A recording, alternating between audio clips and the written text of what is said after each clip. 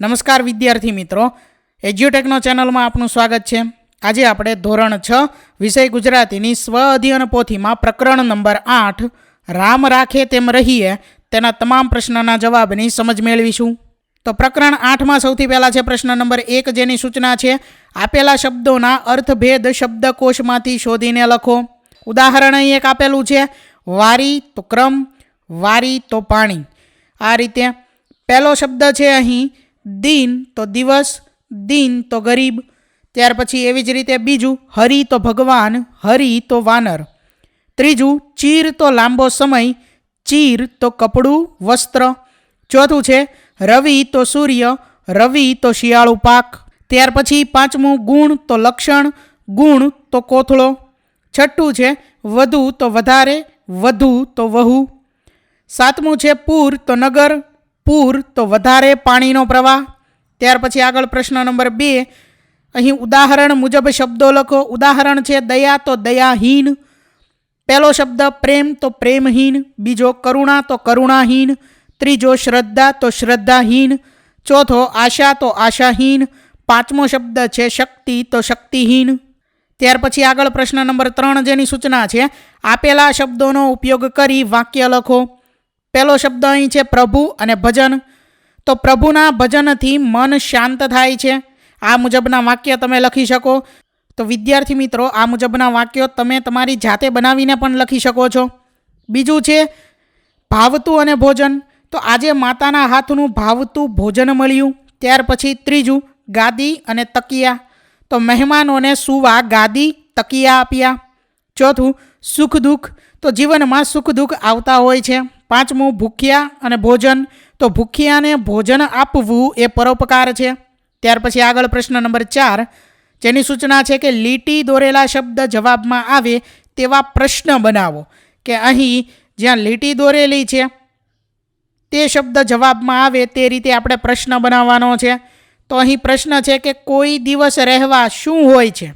ત્યાર પછી એવી જ રીતે બીજામાં અહીં શબ્દ છે ભૂખ્યા, તો આપણો પ્રશ્ન બને કે કોઈ દિવસ તમે કેમ રહો છો, તો કોઈ દિવસ તમે ભૂખ્યા રહો છો, બરાબર। આ રીતે ત્રીજું બાઈ મીરા માટે પ્રભુ જ ગિરધર નાગર છે।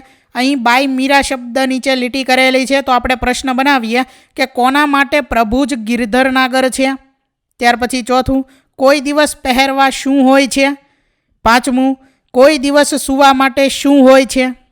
તો આ રીતે આપણે પ્રશ્ન બનાવીને લખી શકીએ છીએ। ત્યાર પછી આગળ પ્રશ્ન નંબર 5, જેની સૂચના છે નીચે આપેલા ક્રિયાવાચક શબ્દોને વા પ્રત્યય લગાડીને વાક્ય બનાવી લખો।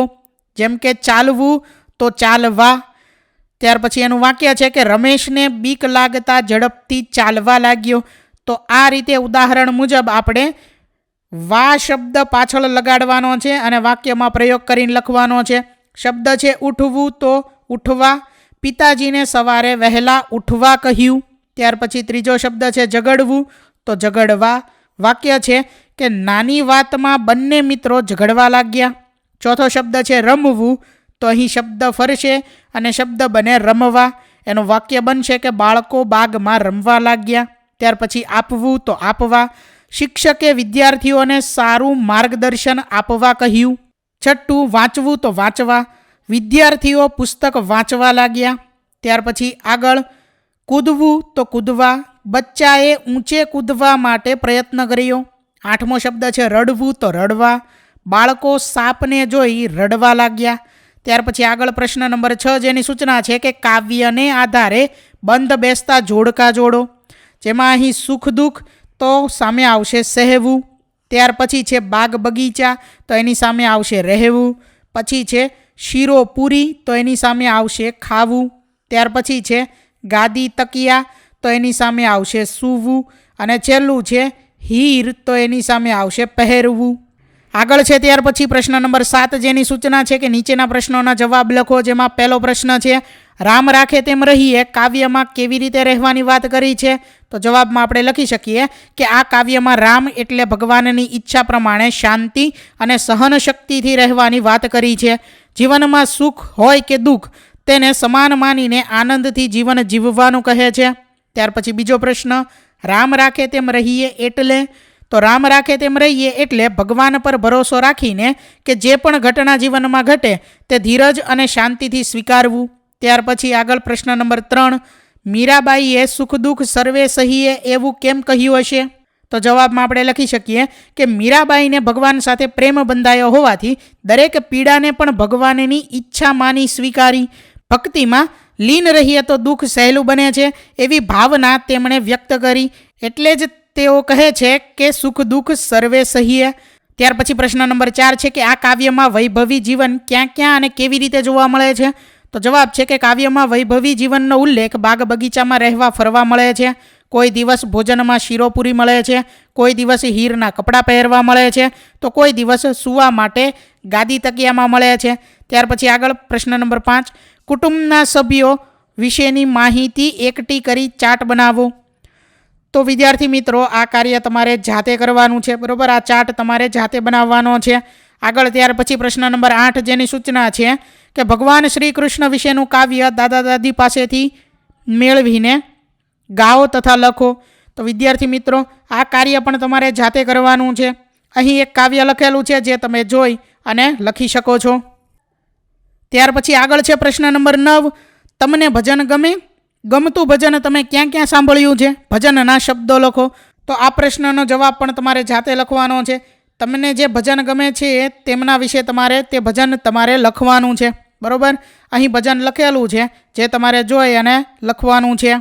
તો વિદ્યાર્થી મિત્રો અહીં ધોરણ 6 વિષય ગુજરાતીની સ્વ અધ્યયન પોથીમાં પ્રકરણ નંબર 8 તેના તમામ પ્રશ્નોના જવાબનું સોલ્યુશન પૂર્ણ થાય છે. વિદ્યાર્થી મિત્રો આપેલા વિડીયોની જો તમારે પીડીએફની જરૂર હોય તો તમે આપણી એપ્લિકેશન સ્માર્ટ સાથી પરથી મેળવી શકશો. વિદ્યાર્થી મિત્રો આપણી એપ્લિકેશન સ્માર્ટ સાથી પ્લે સ્ટોરમાં આવી ગઈ છે, જેની અંદર તમે બધા વિભાગ જોઈ શકો છો. તેની અંદર વિવિધ ધોરણ છે. ધોરણ ઉપર ક્લિક કરતાં વિવિધ વિષય ખુલશે. વિષય ઉપર ક્લિક કરતાં તેની અંદર આવતા પાઠ ખુલશે. તેની અંદરથી તમે પાઠ્યપુસ્તક પણ ડાઉનલોડ કરી શકો છો. તેની અંદર આપેલા પાઠમાં ક્લિક કરતાં તમે પાઠની પીડીએફ, સ્વાધ્યાયની પીડીએફ, સ્વાધ્યાયન પોથીની પીડીએફ, પાઠના વિવિધ વિડીયોઝ, સ્વાધ્યાયના વિડીયોઝ, સ્વાધ્યાયન પોથીના વિડીયોઝ બધું જોઈ શકો છો અને ડાઉનલોડ પણ માત્ર એક ક્લિકમાં કરી શકો છો. વિદ્યાર્થી મિત્રો આપણી એપને સપોર્ટ કરજો, ડાઉનલોડ કરજો. થેન્ક યુ દોસ્તો.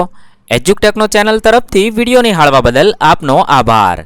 આવા બીજા વિડીયોઝ નિહાળવા માટે અમારી યુટ્યુબ ચેનલ એજ્યુકટેકનો અત્યારે જ સબસ્ક્રાઇબ કરો. આભાર દોસ્તો.